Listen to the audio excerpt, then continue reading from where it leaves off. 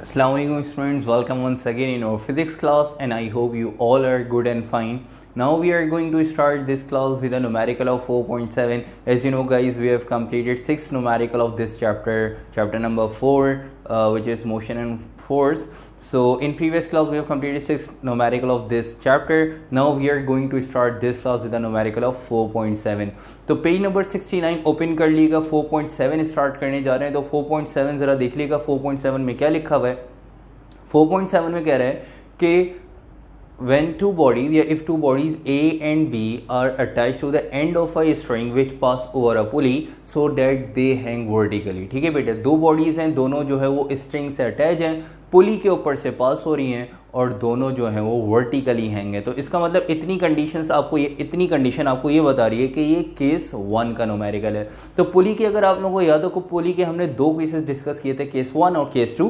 Case number 1 when two bodies are hanging vertically, और case number 2 के अंदर हमने क्या डिस्कस किया कि केस नंबर 2 की कंडीशन क्या थी कि एक बॉडी वर्टिकली हैंग है and the other lies on a smooth horizontal frictionless surface. ठीक है बेटे, एक वर्टिकली हैंग हो, दूसरी किसी सरफेस पे जो है वो रखी हुई हो, तो इस कंडीशन मतलब इस कंडीशन को हम केस 2 की कंडीशन कहते हैं. लेकिन यहाँ पे जो आपके पास न्यूमेरिकल में कंडीशन गिवन है कि दो बॉडीज जो हैं वो स्ट्रिंग से कनेक्टेड हैं, पुली से पास हो रही है और दोनों वर्टिकली हैंग है, तो वर्टिकली हैंग होना मतलब ये केस 1 की कंडीशन है. तो इसका मतलब ये जो न्यूमेरिकल आपके पास गिवन है ये केस 1 पुली का, जो केस 1 टेंशन एंड स्ट्रिंग के अंदर जो दो केसेस हमने डिस्कस किए उसके अंदर केस 1 जो हमने पढ़ा तो केस 1 का न्यूमेरिकल है.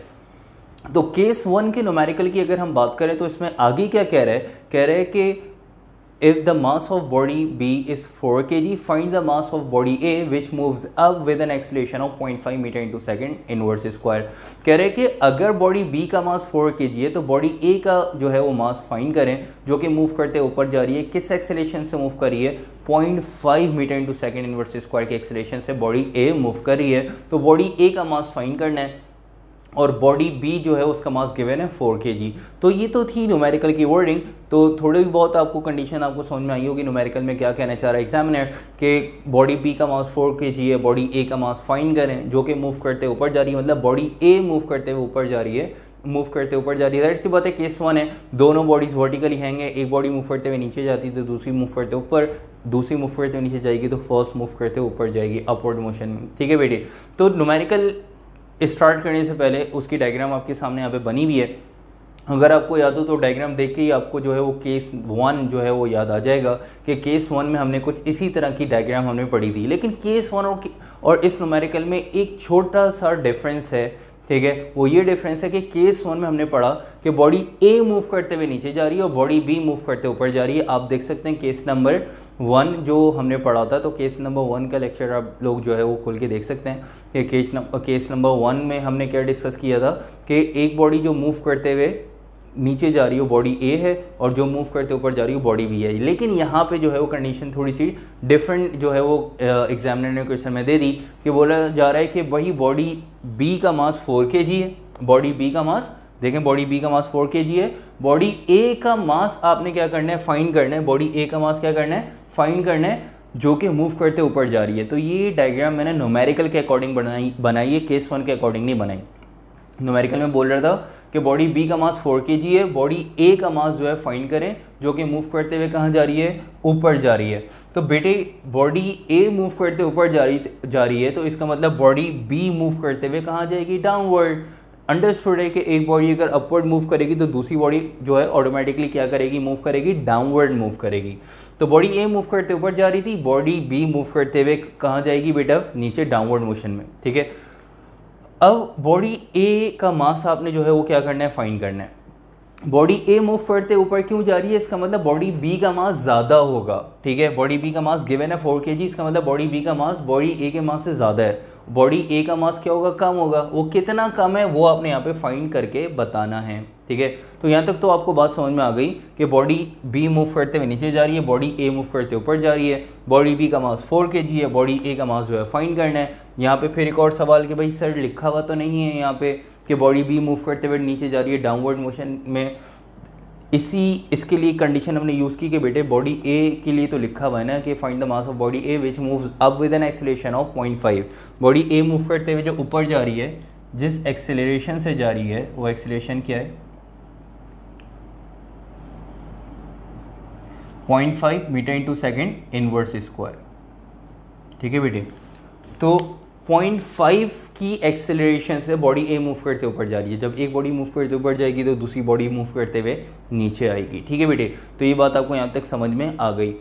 हमने केस नंबर 1 के अंदर आपको अगर आप याद हो तो हमने डिस्कस किया था कि बॉडी ए का जो मास था उसको हमने m1 और बॉडी बी के मास को m2 कंसिडर किया था। ठीक है, ये कंसिडर किया था क्योंकि बॉडी ए मूव करते हुए डाउनवर्ड जा रही थी, इस वजह से उसके मास को m1, उसके वेट को w1। बॉडी बी मूव करते हुए केस 1 में अपवर्ड जा रही थी, इस वजह से बॉडी बी के मास को m2 और बॉडी बी के वेट को w2 से रिप्रेजेंट किया था। यहाँ पे वेट का कोई काम नहीं है, तो हम यहाँ पे मास की बात करते हैं क्योंकि हमने केस 1 के अकॉर्डिंग फॉर्मूला डिज़ाइन किए हुए हैं, फॉर्मूला जो है वो ड्राइव किए हुए हैं एक्सेलरेशन और टेंशन के, वो केस 1 के अकॉर्डिंग किए हुए हैं। ठीक है, तो केस 1 की कंडीशन है यहाँ पे दोनों वर्टिकली हैंग हैं, लेकिन अब यहाँ पे एक कंडीशन डिफरेंट हो गई कि बॉडी ए केस 1 में मूव करते हुए डाउनवर्ड जा रही थी, लेकिन इस न्यूमेरिकल में बॉडी ए मूव करते हुए अपवर्ड जा रही है और बॉडी बी मूव करते हुए डाउनवर्ड आ रही है। तो बेटे इस कंडीशन के अकॉर्डिंग यहाँ पे हम क्या यूज़ करते हैं कि भाई केस 1 के अंदर जो बॉडी मूव करते हुए डाउनवर्ड जा रही थी उसके मास को m1 और उसके वेट को w1। ठीक है, जो मूव करते हुए अपवर्ड जा रही थी उसके मास को m2 और उसके वेट को w2। यहाँ पे अब बॉडी ए, इत्तेफाक है कि बॉडी ए मूव करते ऊपर जा रही है और बॉडी बी मूव करते हुए नीचे जा रही है। तो बेटे जो डाउनवर्ड मोशन में बॉडी मूव करेगी केस 1 में देख लीजिएगा, बॉडी ए मूव करते हुए नीचे जा रही थी, इस वजह से उसके मास को m1 और उसके वेट को w1। यहाँ पे बॉडी बी मूव करते हुए नीचे जा रही है, इस वजह से इसके मास को m1 और बॉडी बी ए मूव करते हुए ऊपर जा रही है, इस वजह से इसके मास को यहाँ पे मैंने m2 से रिप्रेजेंट कर दिया, m2 का नाम दे दिया। तो याद रखिएगा यहाँ पे m1 और m2 बॉडी ए और बॉडी बी के लिए नहीं है। ठीक है, कि बॉडी ए है तो उसका मास m1, बॉडी बी है तो उसका मास m2 नहीं। जो बॉडी मूव करते हुए नीचे जाएगी डाउनवर्ड उसका मास m1 है और जो बॉडी मूव करते हुए अपवर्ड जाएगी उसका मास m2 है। ठीक है, यहाँ पे बॉडी बी मूव करते हुए डाउनवर्ड जा रही थी, इसका मास m1 हो गया, और बॉडी ए मूव करते हुए अपवर्ड जा रही थी, इसका मास क्या हो गया m2। अब आपने यहाँ पे आपको कंडीशन समझ में आ गई। अब आपने क्या फाइंड करना है, m2 आपने यहाँ पे अब फाइंड करना है। ठीक है बेटे, चलते हैं जरा डाटा की तरफ, इसका डाटा बना लेते हैं। सिंपल सा न्यूमेरिकल है बेटे। आई होप यहाँ तक आप लोगों को न्यूमेरिकल की कंडीशन डायग्राम समझ में आ गई होगी। ठीक है, अगर कंडीशन और डायग्राम समझ में आ गई, न्यूमेरिकल की वर्डिंग समझ में आ गई, क्या फाइंड करना है, बॉडी ए का मास फाइंड करना है, क्यों फाइंड करना है, किस तरह से फाइंड करना है, अगर ये सारी चीज़ें क्लियर हैं तो आप लोगों को न्यूमेरिकल में कोई प्रॉब्लम इंशाल्लाह नहीं होगी। देख लीजिएगा डाटा हम बनाने जा रहे हैं। m1 जो है बॉडी बी का मास गिवन है 4 kg,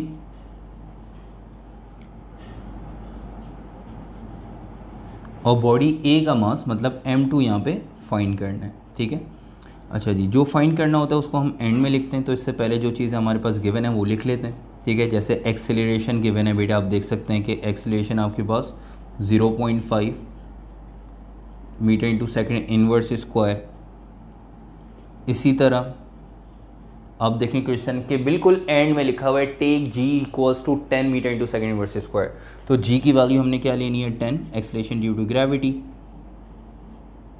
10 meter into second inverse square, और m2 आपने यहाँ पे बॉडी ए का मास मतलब m2 यहाँ पे आपने क्या करना है, फाइंड करना है। ठीक है बेटे, यहाँ तक आके आप लोगों का डाटा हो गया कंप्लीट। डाटा के बाद हम आगे चलते हैं सॉल्यूशन की तरफ, हैंड डाल दिएगा।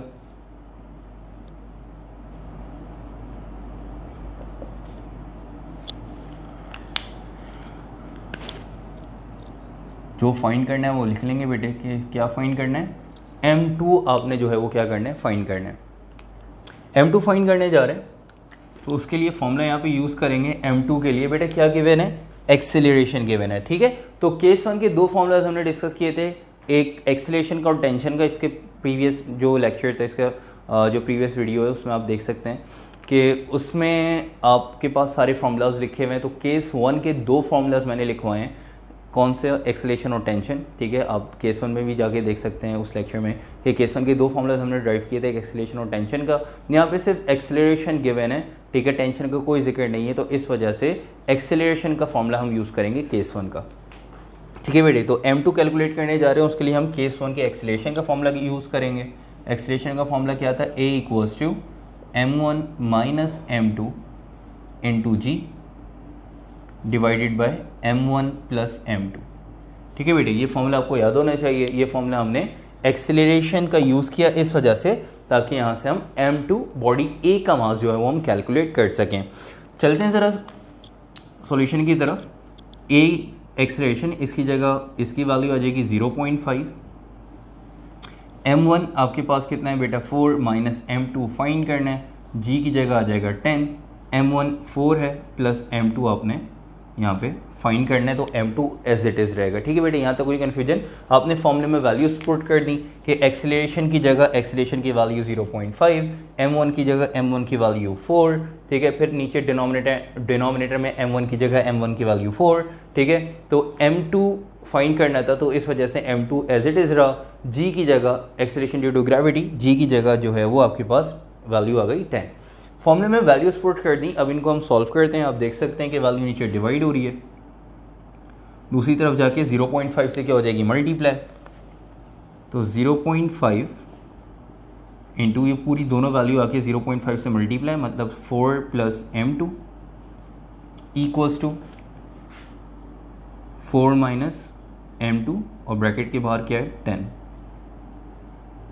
ठीक है बेटे, तो 0.5 को अगर हम 4 से मल्टीप्लाई करें तो आंसर आ जाएगा 2। ठीक है, क्योंकि अब ब्रैकेट के बाहर वाली जो वैल्यू ब्रैकेट के अंदर दोनों वैल्यू से बारी बारी मल्टीप्लाई होगी। तो 0.5 को आपने सबसे पहले 4 से मल्टीप्लाई किया तो क्या आ गया आंसर 2। 0.5 को M2 से मल्टीप्लाई करेंगे तो आंसर आ जाएगा 0.5 M2। ठीक है बेटे, इसी तरह यहाँ पे देखिएगा कि ब्रैकेट के बाहर 10 है, तो ब्रैकेट के अंदर दोनों वैल्यू से 10 बाहर वाली वैल्यू मल्टीप्लाई होगी, तो 10 को 4 से भी मल्टीप्लाई करेंगे और 10 को M2 से भी मल्टीप्लाई करेंगे। जब 10 को 4 से मल्टीप्लाई करेंगे तो 10 4 40 प्लस माइनस माइनस 10 को M2 से मल्टीप्लाई करें तो आंसर आ जाएगा 10 M2। ठीक है बेटे, तो ब्रैकेट के बाहर वाली वैल्यू अंदर वाली वैल्यू से, बाहर वाली वैल्यू अंदर वाली वैल्यू से हो गई मल्टीप्लाई। अब इनको हम कर लेंगे अरेंज। M2 आपने याद रखिएगा फाइंड करना है, तो M2 वो एक तरफ रख लेंगे, एक तरफ कर लेंगे और बाकी जो वैल्यूज़ हैं कांस्टेंट उनको दूसरी साइड पे शिफ्ट कर देंगे। ठीक है बेटे, जैसे 2 है प्लस 2 है, ठीक है।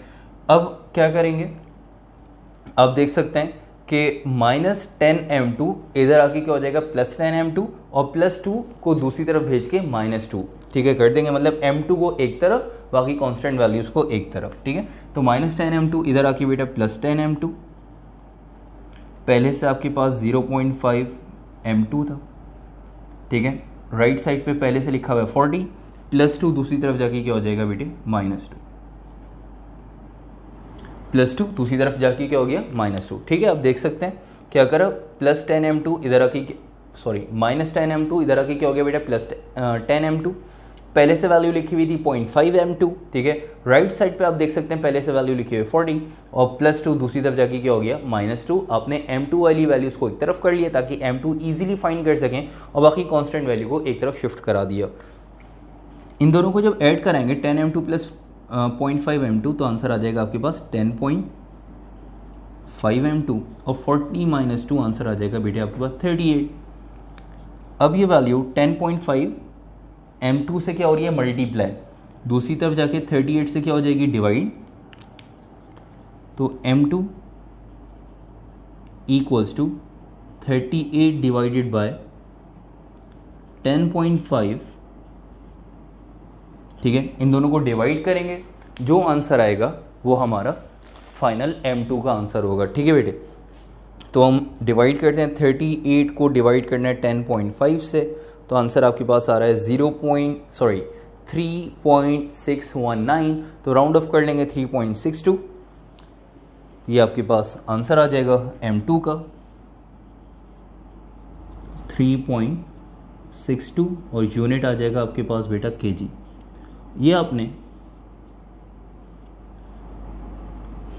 मास फाइंड कर लिया, किसका मास फाइंड कर लिया बेटा बॉडी ए का मास फाइंड कर लिया और आंसर आ रहा है 3.62 kg। राउंड ऑफ करने के बाद 3.619 एक्चुअल आंसर है, राउंड ऑफ करके 3.62 kg आंसर आ गया। अच्छा बेटा, आप लोग एक चीज़ देख सकते हैं कि मैंने आपको एक चीज़ बताई थी कि जो M2 मतलब बॉडी ए का मास होगा वो बॉडी बी के मास से कम होगा। क्यों होगा कम? क्योंकि बॉडी बी मूव करते हुए नीचे जा रही है और उसका मास 4 kg है, तो बेटे बॉडी ए मूव करते हुए ऊपर जा रही है, तो जो बॉडी मूव करते ऊपर जा रही होती है उसका मास कम होता है। तो बॉडी ए का मास कम होगा किससे, बॉडी बी के मास से, और बॉडी बी का मास 4 kg पहले से गिवन था, तो इससे कम होना चाहिए था बॉडी ए का मास। आपने कैलकुलेट कर लिया और आपने फाइंड कर लिया, आंसर आ रहा है बॉडी ए का 3.62 kg, इसका मतलब 4 kg से वैल्यू कम है और बॉडी ए मूव करते जब ही जो है वो ऊपर जा रही थी। ठीक है, तो बॉडी ए का मास फाइंड करना था। बॉडी ए के मास को आपने m2 से रिप्रेजेंट कर दिया था और m2 से रिप्रेजेंट करने के बाद आपने जो है वो उसकी कैलकुलेशन कर ली और आंसर आ गया आपके पास बॉडी ए का मास क्या फाइंड किया आपने, बॉडी ए का मास m2 3.62 kg। ठीक है बेटे, यहाँ तक कैलकुलेशन, यहाँ तक आके न्यूमेरिकल आपको कंप्लीट हो गया। आपको पता है एंड में एक छोटा सा रिजल्ट लिख लेते हैं, तो रिजल्ट की हिंट डाल के रिजल्ट लिख लिएगा।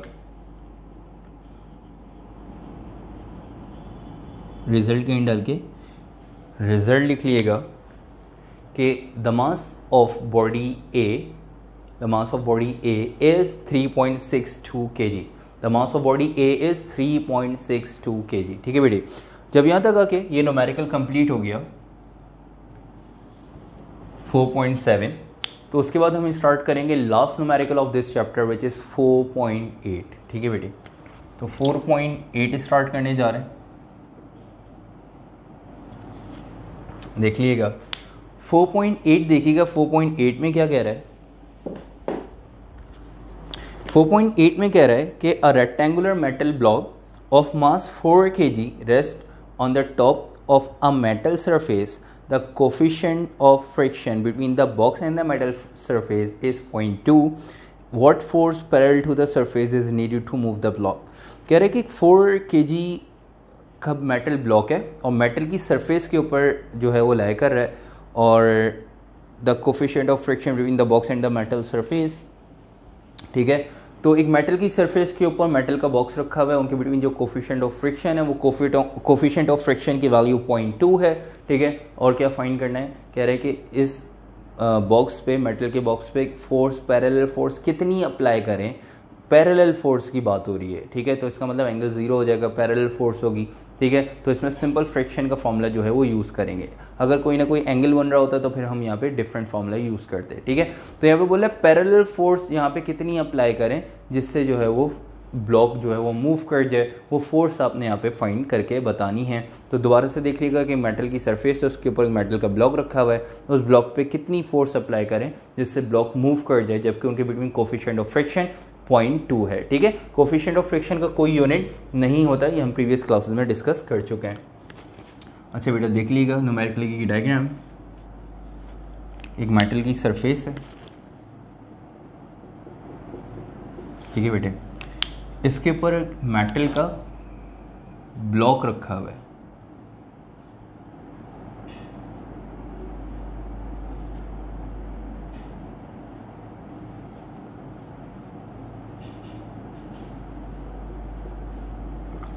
ठीक है बेटे, तो मेटल का ब्लॉक रखा हुआ है जिसका मास 4 kg है। इसका मास जो है वो आपके पास 4 kg है और कोफिशिएंट ऑफ फ्रिक्शन जो है वो 0.2 है। कोफिशिएंट ऑफ फ्रिक्शन मतलब म्यू, उसकी वैल्यू क्या है 0.2। कह रहे कि कितनी फोर्स यहाँ पे हम अप्लाई करें जिससे ब्लॉक जो है वो मूव कर जाए, ये आपने फोर्स जो है वो फाइंड करके बतानी है।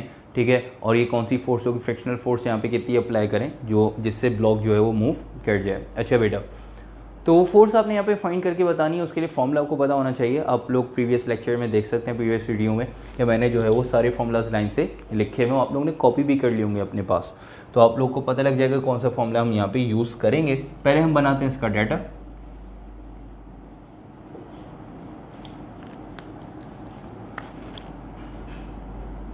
अच्छा बेटे, तो हम डाटा बनाने जा रहे हैं, तो डाटा में आपके पास जो है वो मास गिवन है 4 kg, coefficient of friction means mu given है 0.2, उसके बाद फोर्स जो है वो यहाँ पे आपने फाइंड करनी है। ठीक है, डाटा के बाद सॉल्यूशन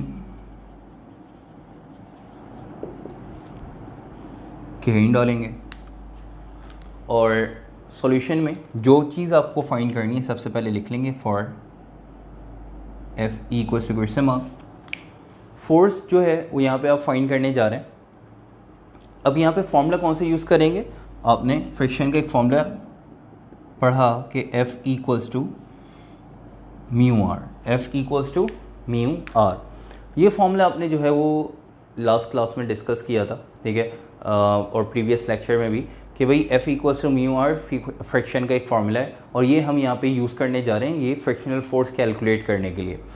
अच्छा बेटा, फ्रिक्शनल फोर्स कैलकुलेट करने के लिए F equals to mu R calculate करने जा रहे हैं। म्यू कोफिशिएंट ऑफ फ्रिक्शन की वैल्यू आपके पास गिवन है, आर ये क्या है, इसकी वैल्यू तो गिवन नहीं है। तो बेटा अगर आप लोगों को याद हो तो मैंने केस नंबर 2 आपको सॉल्व करवाते हुए आर का एक फार्मूला जो है वो बता दिया था, ठीक है, और मैंने बोला था ये आगे जाके न्यूमेरिकल में यूज़ होगा। अगर आपको याद हो तो आर बेसिकली क्या है, नॉर्मल रिएक्शन रिएक्टिव फोर्स है, ठीक है, और रिएक्टिव फोर्स आर जो है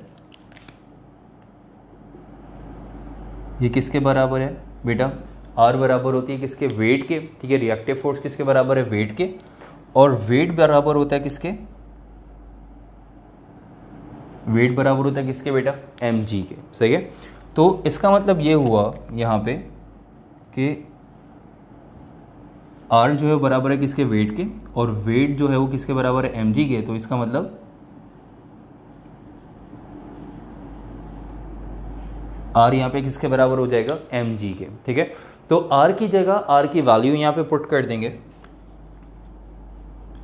F इक्वल्स टू म्यू, और r की जगह r की वैल्यू mg, ठीक है। अब वैल्यूज पुट करेंगे, g यहाँ पे क्या है बेटा, मास 4 kg है, और g acceleration due to gravity, और उसकी वैल्यू क्या होती है 10 meter into second inverse square. तो यहाँ पे वैल्यूज पुट करेंगे, सॉल्व करेंगे और फोर्स यहाँ पे कैलकुलेट कर लेंगे, ठीक है बेटे। तो ज़रा देख लीजिएगा, f as it is point, mu की वैल्यू 0.2, मास जो है वो आपके पास है 4, और g acceleration due to gravity इसकी वैल्यू क्या है 10। इन सबको हम क्या कर देंगे, मल्टीप्लाई। तो मल्टीप्लाई करने पे आपके पास जो आंसर आएगा उसको हम जो है वो फाइनल आंसर कंसीडर कर लेंगे, ठीक है बेटे। तो 0.2 multiply by 4 multiply by 10, answer आ रहा है आपके पास 8। तो इसका मतलब कि 8 न्यूटन की फोर्स अगर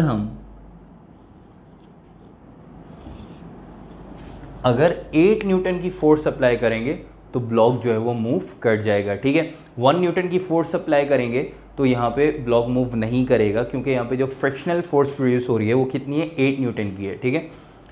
तो अब यहाँ पे जो है 1 न्यूटन की फोर्स अप्लाई करेंगे, ब्लॉक मूव नहीं करेगा, ठीक है। 2 न्यूटन की फोर्स पे भी, 3 न्यूटन की फोर्स पे भी नहीं मूव करेगा, 5 न्यूटन की फोर्स पे भी नहीं मूव करेगा, 7 न्यूटन की फोर्स पे भी नहीं मूव करेगा, 8 न्यूटन की फोर्स पे अब ब्लॉक मूव करना स्टार्ट हो जाएगा, ठीक है।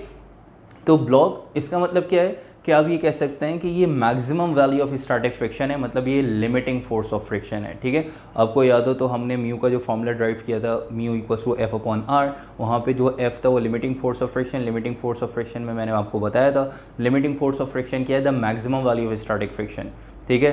तो maximum value of static friction, कितनी फोर्स मैक्सिमम मतलब अप्लाई करें जिसकी वजह जब तक ब्लॉक या कोई बॉडी मूव नहीं कर रही, वो क्या कहलाती है, स्टैटिक फ्रिक्शन कहलाती है। उससे जो फोर्स प्रोड्यूस हो रही है उसको हम स्टैटिक फ्रिक्शन का नाम देंगे, ठीक है। उसके बाद जो फोर्स अप्लाई होगी जिसकी वजह से बॉडी मूव कर रही है तो हम उसको सिंपल फोर्स यहाँ पे अप्लाई करेंगे, ठीक है, कहेंगे। तो यहाँ तक आके न्यूमेरिकल आपके पास कंप्लीट हो चुका है, आपने देख लिया आंसर आ रहा है 8 न्यूटन। तो इसका मतलब अगर हम 8 न्यूटन की फोर्स अप्लाई करेंगे जिसकी वजह से ब्लॉक जो है वो मूव कर जाएगा।